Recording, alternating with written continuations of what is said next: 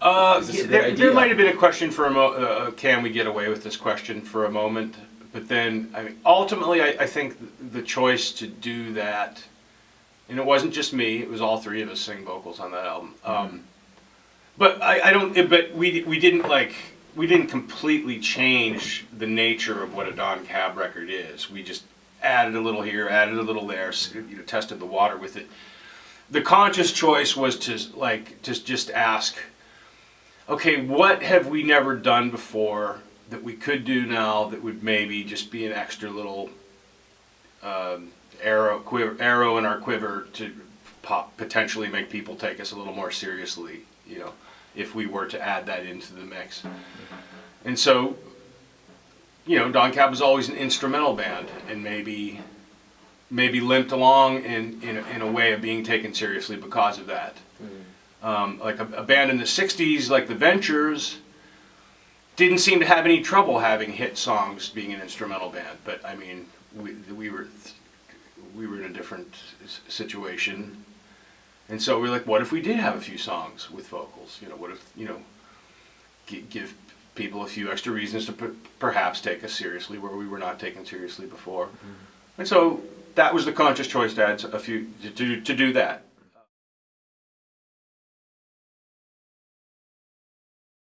Punkgasm song. That's true. That was an extra. That was like a little why not, like extra bonus track party favor kind of thing.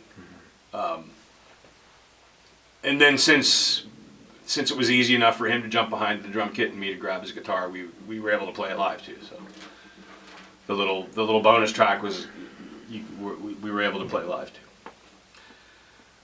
Just said that twice.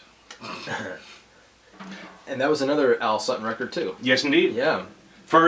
And the first record we ever made, without my favorite thing about making a record, is the smell of that tape hitting the air when that 2-inch 24-track reel is going by at about 450 rotations per minute.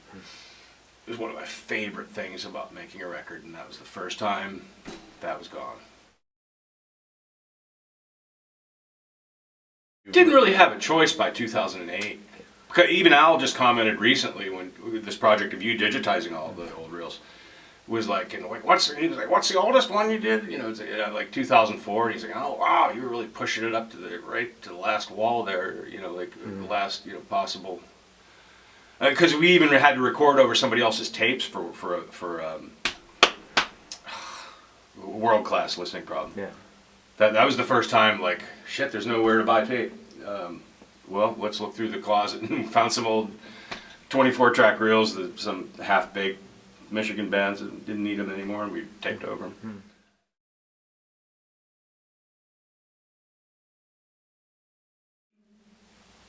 I'm fond of the first track. Because in a way it was lazy. It was more lazy than my past percussion contributions to the compositional structure of of what ends up being a Don Cab record. It was like lazy on an effort scale, more lazy on an effort scale. But it was still kind of new for me because Gene was coaxing me into playing these kind of 3/4 Meshuggah-esque kind of beats, which I had no past intervention with that kind of fooling around with anything like that in the past. And so that was new to me.